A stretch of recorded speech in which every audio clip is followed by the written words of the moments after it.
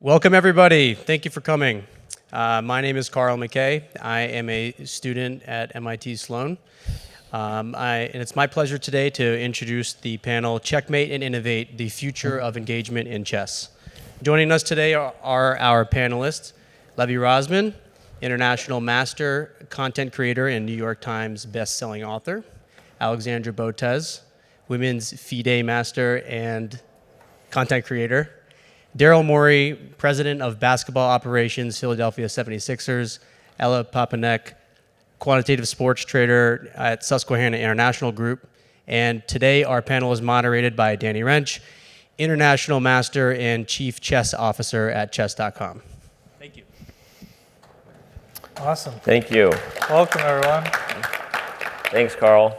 We're going to get into some fun topics today. We're going to talk about where the chess world is at, maybe where the chess world is going, as if any of us ever really know where the chess world is headed to next. I hope you know. Isn't that your job? We pretend to know, but no one really knows. Checking. Talk about a wild ride over the last few years. But on that note, I think one of the conversations we're often having in terms of how to grow the game and how to engage new audiences stems around questions that we get all the time is, hey, what happened after the Queen's Gambit on Netflix? What happened after this boom? Or some people watch PogChamps. And then the question comes to, well, has chess peaked? Are you guys going down? What's happening? And I'm going to start with Levy on the end, and we'll work our way this way. Levy, direct question. Have we peaked? Has chess peaked? I think it depends. If you take the definition of peaked as in it will never reach a level that it did before, the answer is maybe.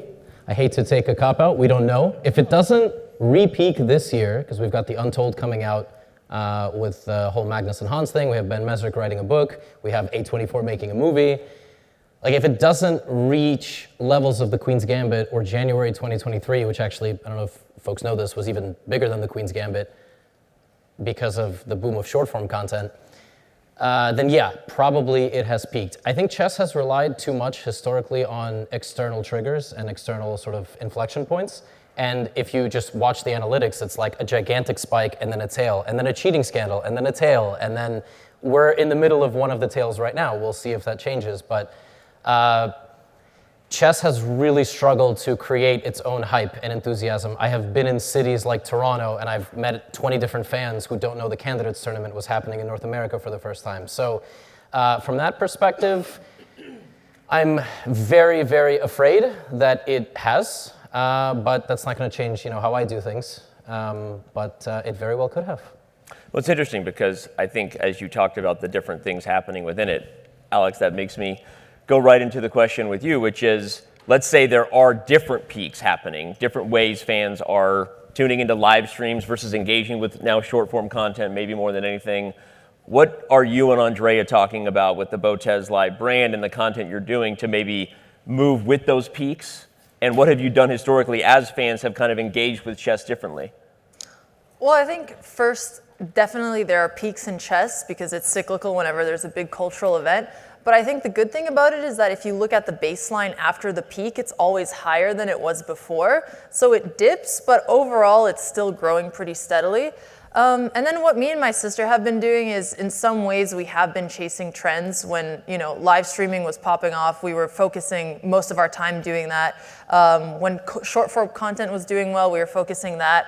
And now one of the formats that is doing really well is podcasting. So we've actually been doing a lot of chess-related podcasts. We just did one with Magnus. Levy, yours is coming out next week, so hopefully try. I thought you guys lost it. I don't know. It's happening. So long ago. As someone who's a consumer, your chess content consumption has maybe peaked at times, maybe way too much. Have you peaked as a chess content consumer? Wow. Probably peaked. Are you watching way too much? Or no, let me actually, jokes aside, you've been watching chess as a fan for many years. And what do you see in the market? Do you feel like there are things that are spinning their wheels, or where did chess content peak for you? I was surprised you guys said it peaked, but you would know. How are we measuring that? We're measuring that by active players or by people watching YouTube channels, or how are we measuring peak? Yeah, exactly. I'm not supposed to contribute my opinion on this. I don't think chess has peaked. I actually think we are. Well, yeah, like you games wouldn't say it every even if day. it wasn't. I am the optimist. You're right, but I think that you mentioned several big media things coming, and just so you know, we've been hitting 20 million games a month played again on chess.com. We haven't done that since February of 23, and the trend is really going up again. So I think there's a lot of signs to say that there's more momentum coming. But Daryl, your question to you. Yeah, so I'm a huge consumer, as you say, of your videos and play and everything. And I was an early believer that this boom was coming when we were planning panels in the mid 2010s or whatever. So that came from I was annoyed that the most streamed games were not chess on like all these platforms. Like these games are like 1,000 times worse than chess. Chess is the most, sort of game with the most depths to it. Like each depth you get to, there's yet another depth that's interesting, which I think is amazing for a game invented hundreds and hundreds of years ago. So,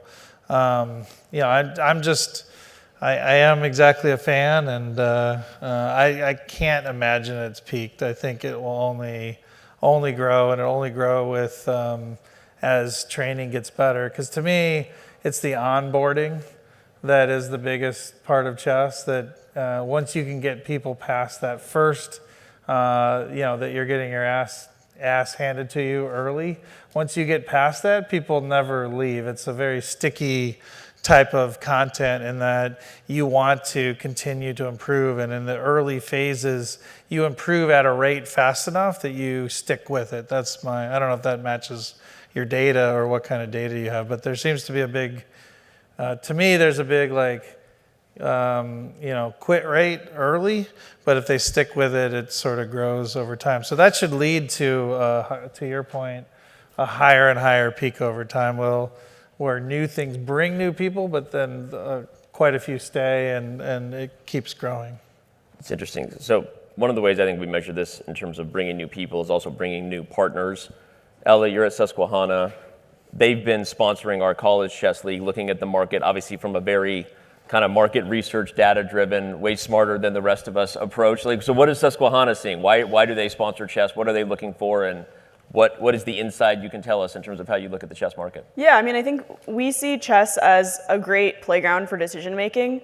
There's a lot of parallels between chess and trading and chess and data, and players being forced to synthesize information very quickly under time pressure and make decisions as a result of that is something that's very relevant skill for us. And we're also just eagerly watching the growth of these leagues that we're involved in. So collegiate chess league, corporate chess league. I think leagues are something that the chess ecosystem has needed for a while. Most traditional sports operate under a league system, and chess hasn't really had that. And so it provides a space for people to compete who may not really have a standard place in the highest ranks of a given sport. And so, within collegiate chess league and corporate chess league, people are playing as part of teams. And so it creates an entirely new structural component, which has definitely increased a lot of interest. It's interesting. So I agree with you.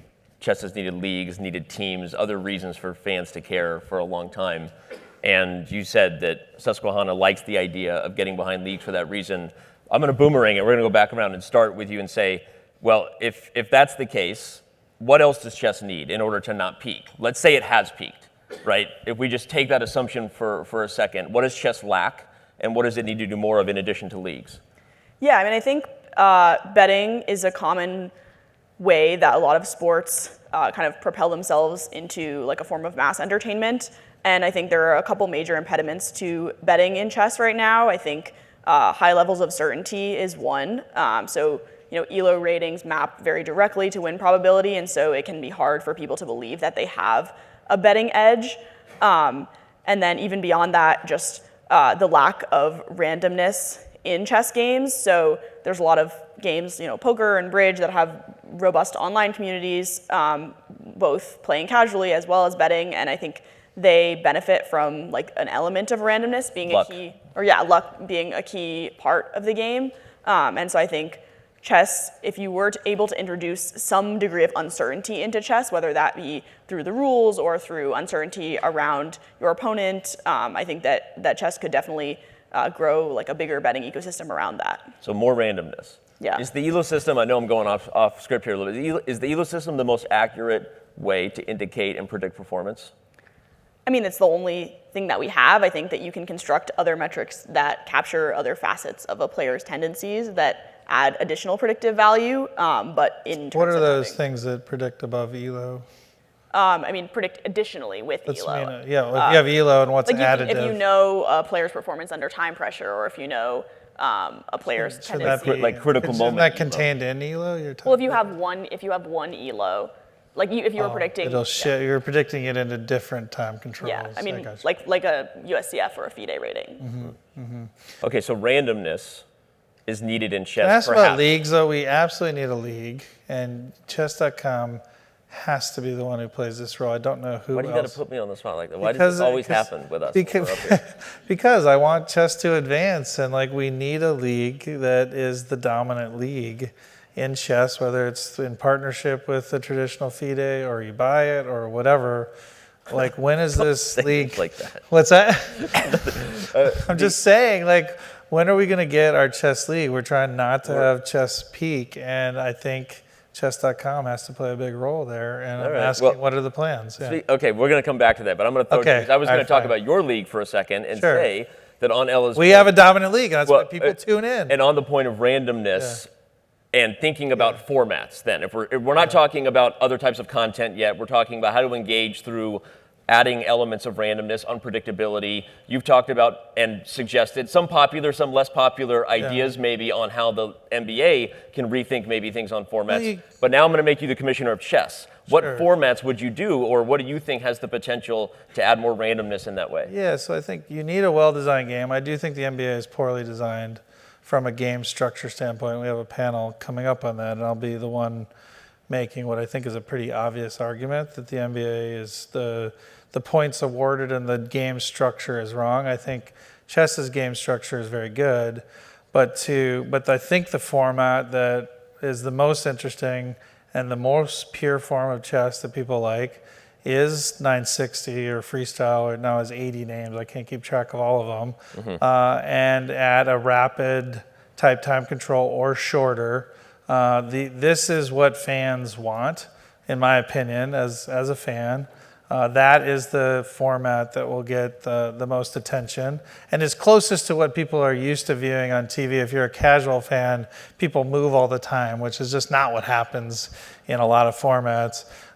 So you need rapid or shorter. You need freestyle to get it closer to pure chess. And I think that's the format and have wagering on it to make it interesting to everybody, which is what most sports do to be interesting to everybody. And now you have something super compelling, and we're going to be well past our peak, in my opinion. Yeah, I love it. By the way, there are audience questions coming in, so I want to thank those who've asked and remind everybody that we are gathering those. There will be a little bit of a Q&A at the end. Thank you. Ask about the chess league so he answers. Thank you to the team who's updating these in real time. We're going to get back to the panel. So, Alexander, you were on a poker panel earlier today.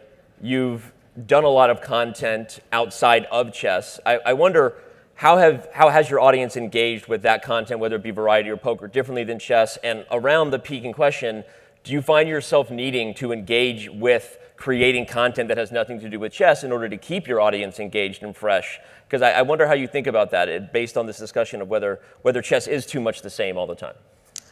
So there's actually a lot of overlap between chess and poker content, but probably just content in general, whereas in chess, if you're bringing a top player like Magnus Carlsen or a celebrity and they're playing chess, it's going to get views. If the stakes are high, like the World Championship, it's going to get views. If there's a good storyline, like someone came up to you and they're an undercover grandmaster, it's going to do well. Poker is really similar. You get a top player like Phil Ivey or a content creator like Mr. Beast, people are going to watch. You do $1 million buy-in, people will watch. The storyline is cool, like somebody satellited into a tournament and now they're at a final table, people are going to be interested. In terms of us expanding content, actually have been prioritizing that. We're still keeping up with chess, obviously, but one of the things me and my sisters are moving into is doing podcast format, which just has a much higher ceiling. Right now, most of our guests have been chess players, but in the future, we'll have more than that. Yep. I love that. So basically stars and stakes, right? And stakes can lead to storylines people care about.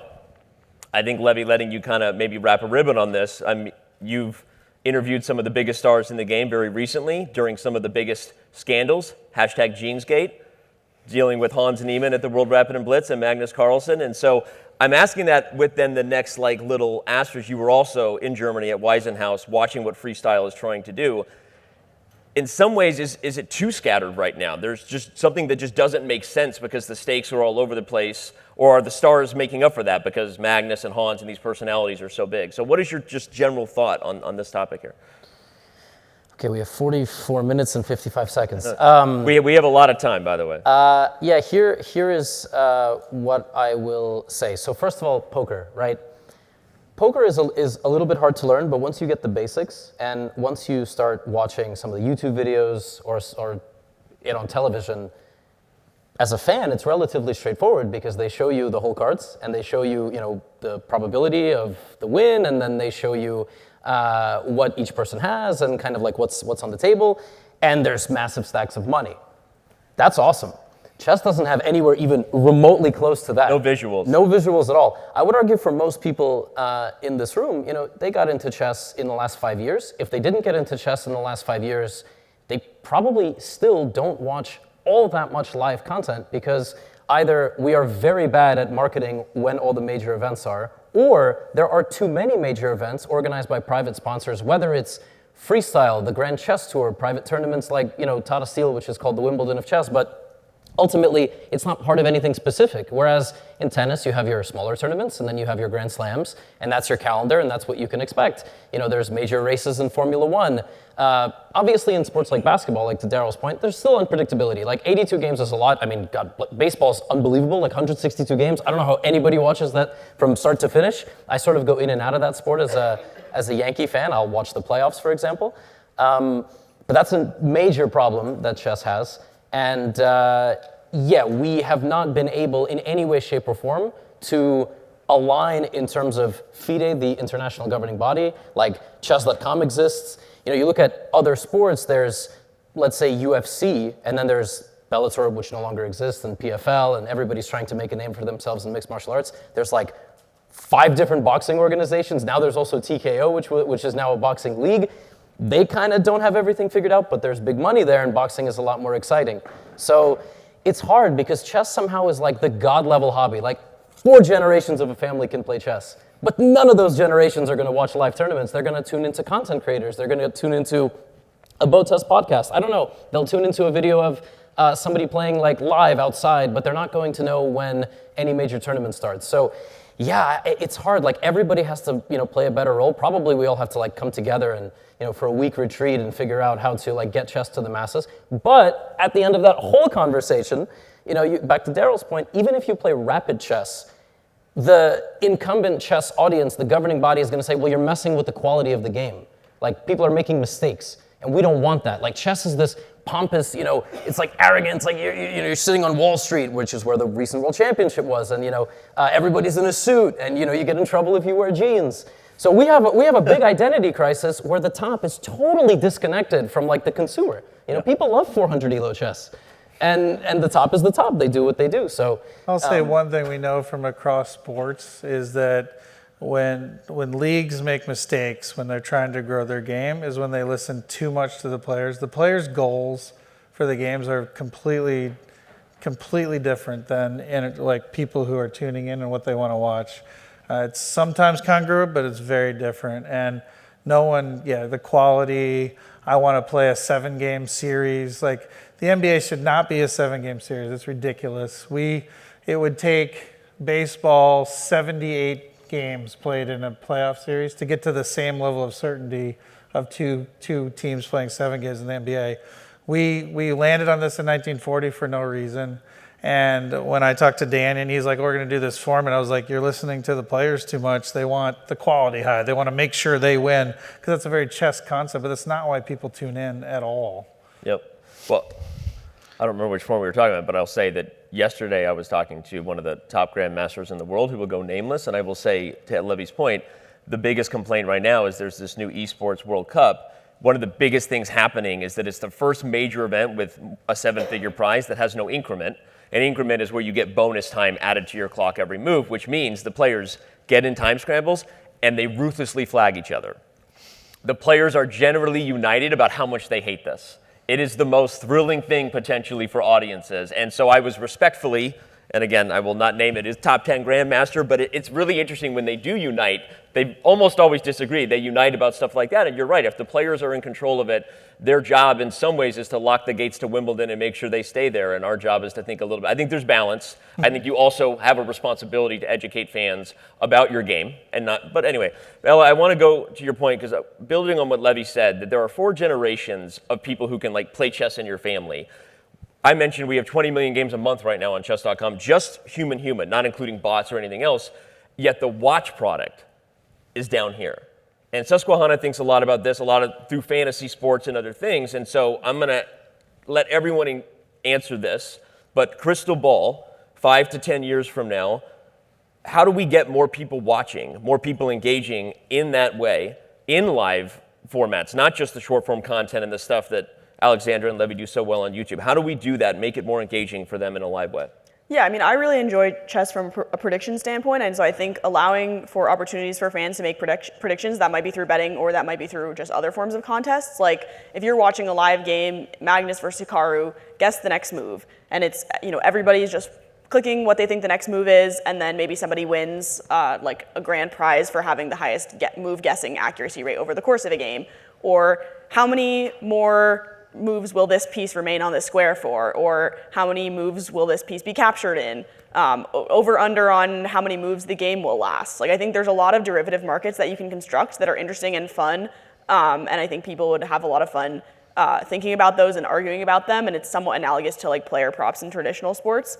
And so I think, whether that happens directly through betting or more through like prediction contests, I think that you want a way for people who may not necessarily be understanding the game at the most intricate level to still engage and have opinions as they watch. Yeah, have a reason to keep watching. By the way, questions are awesome coming in. We're going to get the gambling types are very excited about the parlays, I can tell you that. Yeah. So question for everyone. I'm going to jump to you, Alex, next. So 5 years from now, 5 to 10 years from now, what do you think chess can be doing differently or is doing differently to engage the audience, not just as players, but as fans? One thing I would really like to see is, right now we've had an explosion in online chess, but it hasn't caught up over the board at all. So even after the 2020 to 2023 explosion numbers, I think there was like an increase only 5% in people participating in FIDE-rated tournaments. I think as we're moving towards a future where AGI is getting closer, people spending time in real life is going to be on the rise, and this is just one area of growth where I think it can catch up a lot. I've seen this example done really well in Los Angeles, where this young founder started this new chess club, the LA Chess Club, and people are going who don't even play chess. It's been turned into this huge social scene, and now it's exploded. Andreessen Horowitz did an interesting blog post on it, and now they're trying to figure out how to recreate this model in other cities. So that would be something that I would really like to see, that I think would bring a new dynamic to chess, because when you're playing chess, then you're way more likely to actually get involved and watched. I love that. And it is a startling stat, knowing that the online worlds, for all of us, have like 100x, right, in over-the-board chess. Only 5% of an increase. Levy, same question to you. 5 to 10 years from now, what are you hoping to see more of? We got these satellite LA Chess Club all over the world. We've got maybe fantasy stuff going on. What do you think? Yeah, I will say I tried a guess the move, like play along with my games in my recent tournament on my platform, and it was the worst feature we ever built. It had by far the lowest engagement. Nobody cared. Like, we offered double XP, level up. Guess the move is just not something people care about. It's very tough, and probably part of that was it was classical chess. If it was rapid chess, 10 minutes each, you kind of have a pace. That could have been a problem. All this stuff like, will the knight get captured, etc., and predictions. Like, listen, my entire friends group chat plays on DraftKings. They don't play seven figures. They bet a couple hundred parlays on like every single sport. They're all in the net negative, but like not by enough to make them quit. They just kind of do it for fun. Some nights they hit like a big parlay. Sometimes they ask me, I'm going to bet on UFC. Who do I bet on? And I'm like, God, I don't know. Like I don't want to put that in front of you. But that's a big part of it. We'll see if it becomes more mainstream for chess. I will say, for me personally, I'm really interested in a complete and total redesign of the chess broadcast. We talked about it a lot. You should be able to watch it in a sports bar and know what's going on. It's like it's like at 0% when you compare it to what it could be in a final product. You can basically turn on most major sports and kind of keep up with what's happening on the screen without hearing the commentary. With chess, it is completely impossible. Not to mention, all of our smart boards are complete garbage. All of them break all the time. Listen, I'm going to be honest, like at the recent World Rapid and Blitz Championship, I even tweeted about it and I got in trouble. I got a very angry message from the international governing body. I won't say who did it, but you know who it was if you are watching this. And what do you want me to do? It's the World Championship of Rapid Chess and the broadcast is breaking. So I really hope we can get to a point, and I'm working on an unnamed project that hopefully we'll try to solve this problem. We've tested probably like 20 to 30 different camera angles. We've tried to play around with what should be on the screen, whether it's the commentators or not the commentators, the eval bar. We were discussing earlier stats. How good is this player in a time crunch? How good is Magnus with less than a minute on the clock? A stat should appear. When you talk about the left side of the board, it should highlight. Like, there should be stats ready to go. The problem in chess is it's so niche that if I'm a startup founder, why on earth would I try to redesign smart chess technology? Like, I would rather pour that skill into something, better. But I'm hopeful that in 5 years, and hopefully less, in like 2 to 3 years, we're there. And people want to tune into live chess and are not confused, right? Freestyle recently happened. The final day, the first move took 20 minutes to appear on the board. I don't know how that's ever going to make it onto television, right? You don't like that? No, I don't. I was commentating it and I didn't like it. I was like, this is, it's like the anti-Queen's Gambit. Yeah. I mean, it's the storylines. Like, you care about the players. People tune in to watch their favorite player to see how they do. And chess has a lot to go in that capacity. I'm actually optimistic, even if I sound pessimistic. I'm being a bit dramatic, but yeah, it's crazy that like every tournament right now, as we sit here, Hans Niemann is playing Daniil Dubov in Moscow, Russia, in a blitz match where the board is not working. Like, I don't know if anybody knows that, but this is like the type of stuff that is happening. And chess.com is getting blamed for it actively. Yeah. And it's not even hosted on chess.com because Hans hates chess.com. Like, he probably specifically requested that it wasn't on there. I was watching this before I came here and I was like, the board's broken. This is like Hans Niemann challenging Dubov to like a high-stakes chess match in Moscow. Like, why the hell is he even in Moscow? He couldn't get invited to tournaments. That's a crazy spectacle. Nobody's watching it. Nobody knows about it. The board is broken. So, yeah, we got a lot of work to do. All right, we're at MIT. They can make a board that works. Yeah, we got to talk to somebody here. All you have to do is throw .ai on the end of it. You'll get a bunch of. I bought that new board. What's that new board? There's Chess Up. I had to buy 2 chess ups to get enough working pieces on the board, but it is working now. I just had to put 2 together. So, can I answer that question? You were the last one to go on the future of. First, I learned that Levy's friends are very bad at gambling because they haven't been kicked off. They haven't been kicked off the site yet. So you're donating to Jason Robbins.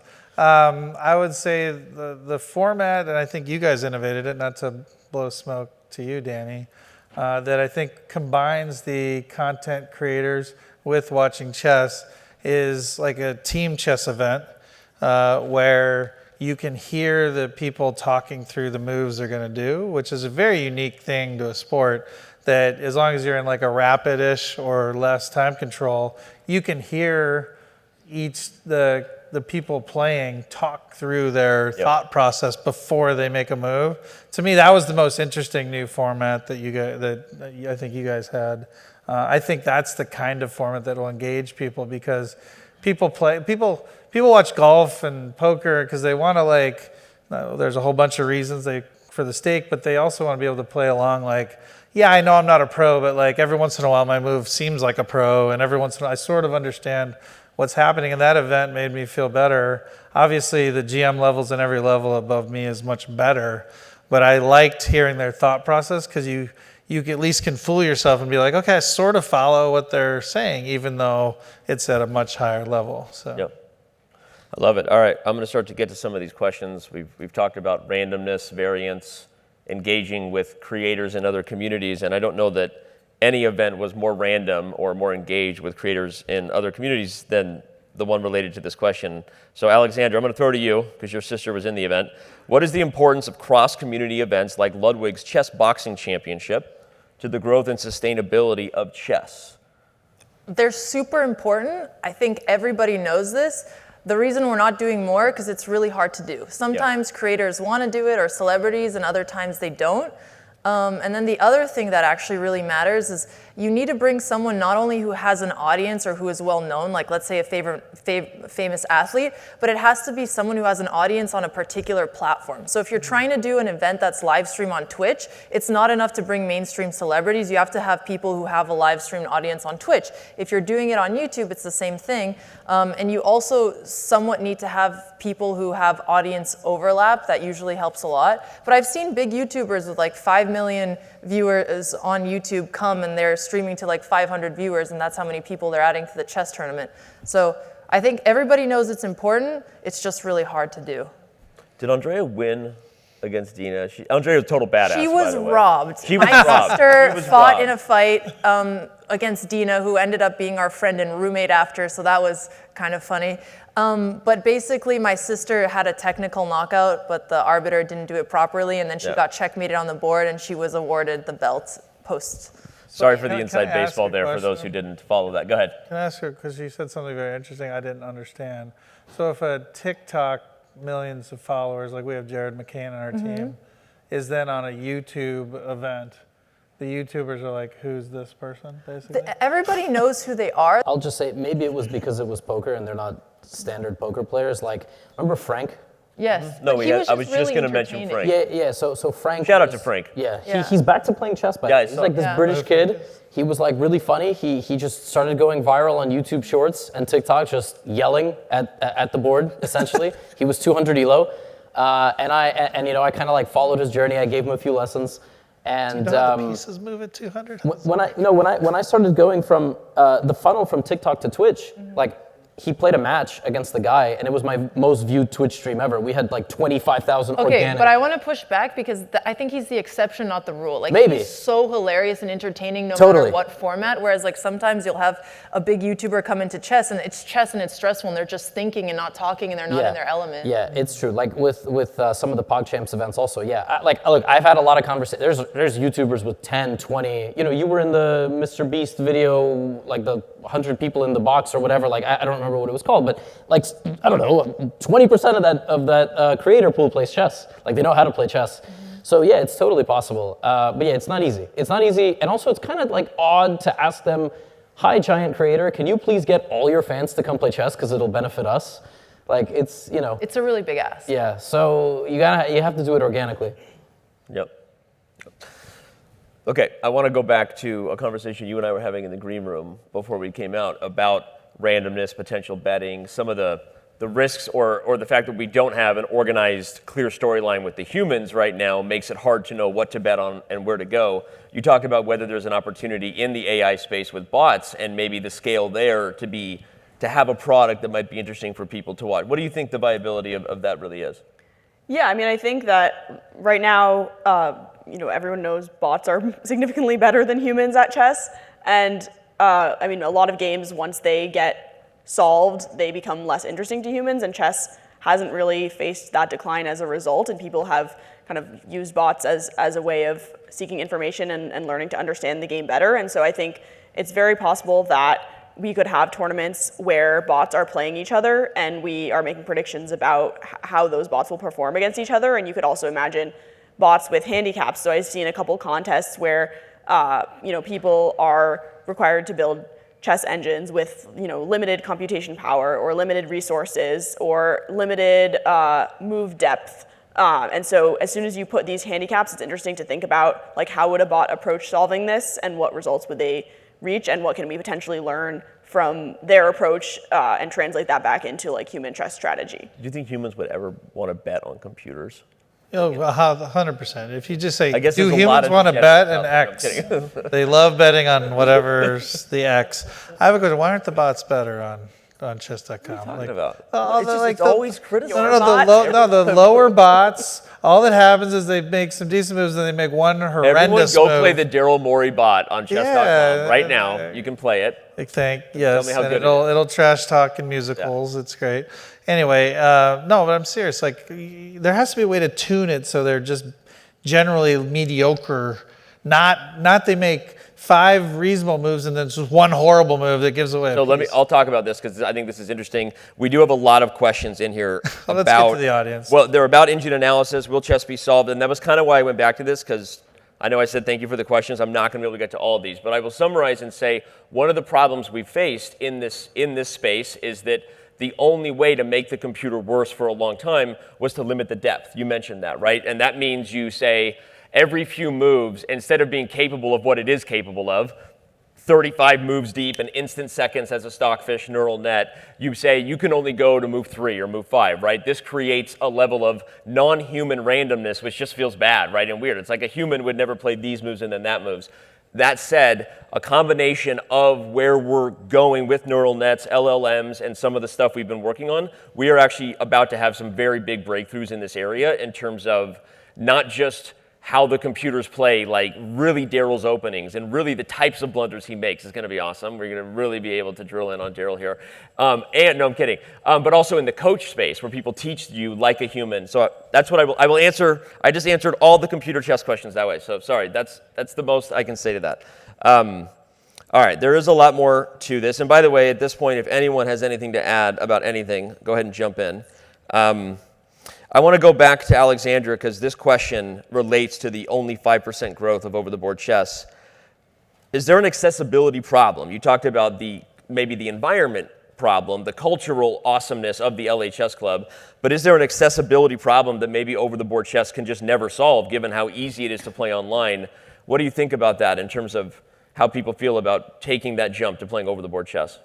There's definitely a jump. But I think part of the accessibility problem is being solved by these more casual, fun environments, because people still want to go and do social activities, right? And I think if it's less intimidating, like you're not going to a chess club where everybody's taking things seriously, but you're going to a social event that has chess, that solves for part of it, I don't think it'll ever be as popular as online chess.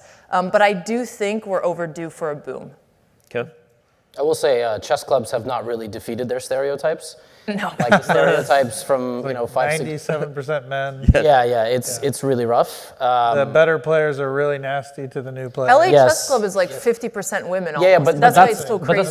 that's a social club, and that like for sure you need stuff like that. And we have like in Toronto every night there's 5 bars, and once Monday, Tuesday, Wednesday, like they all meet up. It's great. It's like social. There's a few people that like really go there to like win games and kind of like win the tournament, but I mean, listen, I've been to a few chess clubs recently, and it's all the same crap. Like people don't. Personal hygiene is not a thing. Like the toilet. Tell us what you really think. Peeing in the toilet is optional. Like I'm just telling you, like chess clubs. Tell us how you really feel. Yeah. I find the worst though is the better players are so nasty. They are. The people who walk in, it's almost like they want chess to be not popular. Yeah.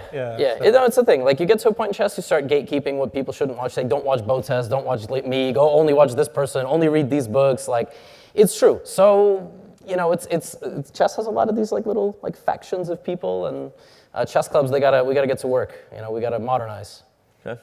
All right. There's a question here about would it make sense for the chess federations to invest in a Netflix show like Drive to Survive on chess. For those who don't know, that's the behind-the-scenes all-access for Formula One. There's full swing beyond the Queen's Gambit. I'm going to answer that and say that stay tuned.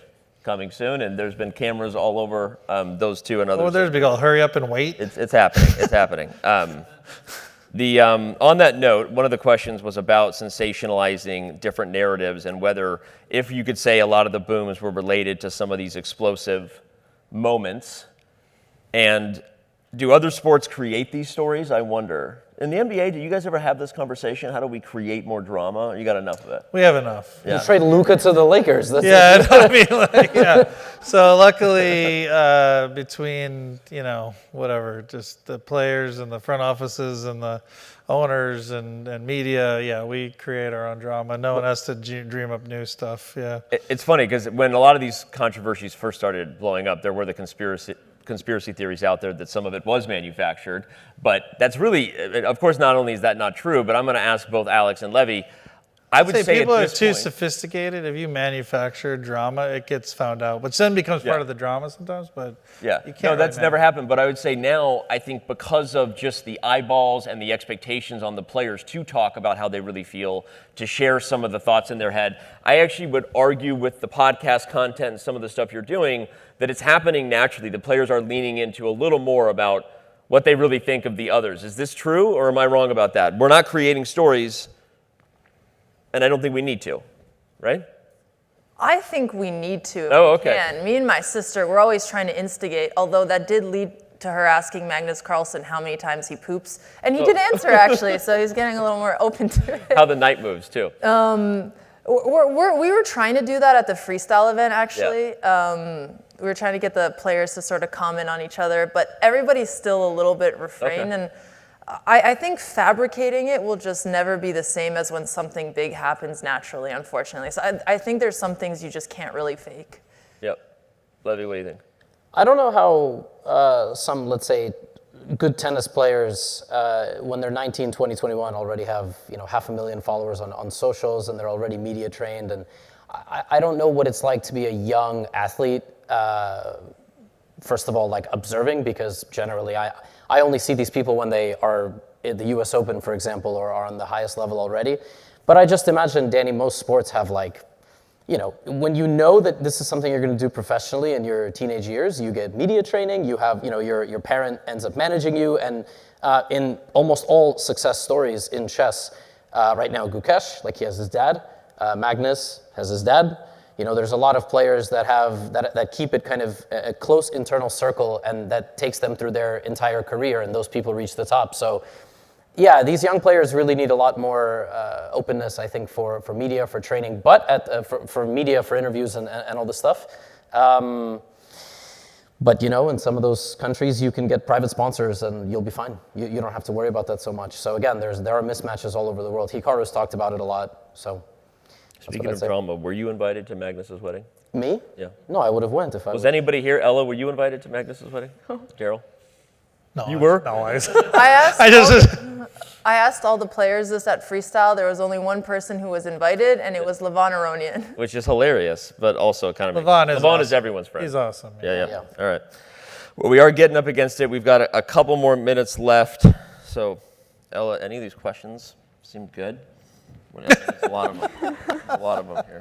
Outsourcing the moderation. We're I like just it. diving in Well, and to having stop fun the here. boringness of the first few moves, I mean, it goes back to randomness again. Do you want to expand on that at all again? Yeah, I mean, sure. I mean, I'm One of the funny things about that, by the way, is it talks about the randomness of combining computers and humans, and that's an interesting thing. There's like the hybrid Centaur leagues. You know that there actually is a secret, I don't know if I should say this, a secret Centaur league that exists on chess.com now for people. This sounds like who- not chess. We know they're using engines, and they're only playing others who are using engines, and it's this awesome thing that we know.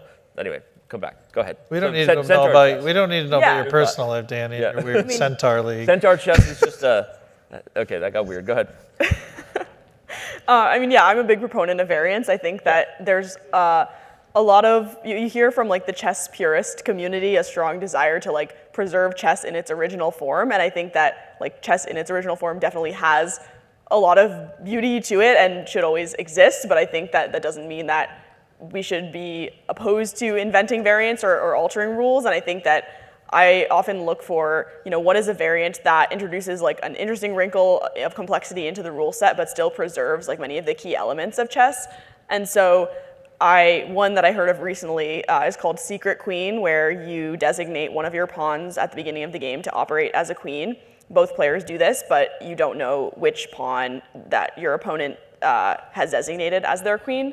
And so a big component of the game is trying to deduce which pawn it is, and that's like a huge piece of winning. And you can choose to reveal it by moving it like a queen at times. And so I think something like that introduces this element of probability into the game, where you're continually updating your belief set about which of their pawns may function like a queen, and then there's this risk component that you're handling as you make your moves. And so I think introducing features like that into chess, I also think I saw a question about to reduce the I guess repetition or like the boringness in the early moves, potentially starting games with a preset set of moves that maybe a player wouldn't traditionally do. I know the Marshall Chess Club in New York hosts a New Year's tournament where they have prizes for people playing 1G4 or 1G5 and having the best overall Or like tournament the performance. engines do that. The engines play Yeah, each other. like seeing how well you can do from a given scenario, whether that's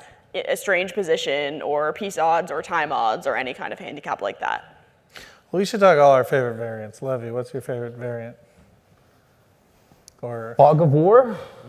oh, what's that one? I don't Fun know. one. That's the thing Elon always complains chess doesn't have. In his he has like the thing where he's like, You can't see track past there's no that. map, and he always says there's no. There's a chess variant called Fog of War where you only see what your pieces see. You don't know where any of the other pieces are unless your piece can actually capture it. That's So cool. I'm pretty nasty at that one. Yeah. You're good at that one? You played it?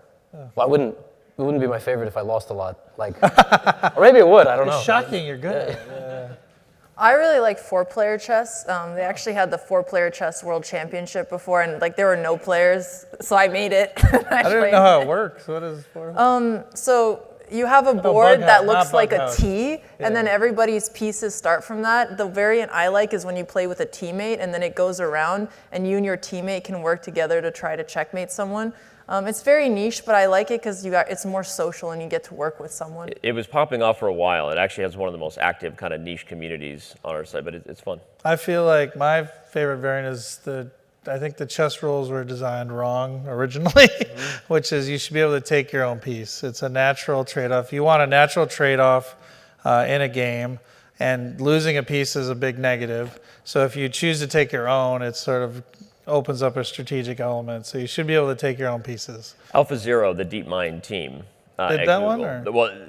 The I don't DeepMind think, team- I remember the paper. I don't There was think the they- second project initially when AlphaZero was released, which was the big headline grabbing one. A couple years later, they released one where they had AlphaZero play a lot of suggested variants. This was one that they suggested. It added a lot of dynamic results, and so you're onto something there. Ella, your favorite variant? I recently made up a variant that we've actually been playing at Susquehanna. Like your own variant. That's- where you have the ability to swap the location of one of your bishops and one of your knights at any point in the game in place of a move, and then you have a one-time use ability to swap the location of one of your rooks with one of your bishops or knights. So it introduces this component of optimal execution time. Like you have a lot of opportunities where you might consider using the one-time use swap, but you have to assess like how does this potential opportunity compare to the set of future opportunities that might arise. But of course, if you wait too long, then your opponent may use theirs in a moment that kind of contributes to their attack, and then you have fewer opportunities in the later part of the game. And so I think having a one-time use ability in general, not necessarily that one-time use ability, also adds like an interesting timing component to chess. Cool. feel like a Well, you heard him. challenge. I'm not going to challenge pick a in variant because basketball. chess is hard enough for me, so I'm just going to stick with that. And this is our panel, everybody. Let's hear it for everyone, all of our speakers, and they're amazing. And I want to tell everybody that we do have a Guess the ELO panel with Levy Brosman. Don't ignore that timer. Ignore that timer. What? Oh, okay. No, we're already over time, actually. We were supposed to stop Really? at 15 minutes, yeah. I had no idea. Yeah. Sorry. I wasn't cutting you off early. That's what I was trying to say. No, it was okay. I didn't understand why our timers were. Anyway, there's a Guess the ELO panel happening later today, and Daryl and Levy will both be there, and I think Alexandra as well. And tomorrow is Hand and Brain and some other fun stuff for all you chess There's a simul enthusiasts. too, I believe. And a simul, yeah. So thank you, everybody, James for coming. Canty. Appreciate you. There you go. Thanks. Yeah, we're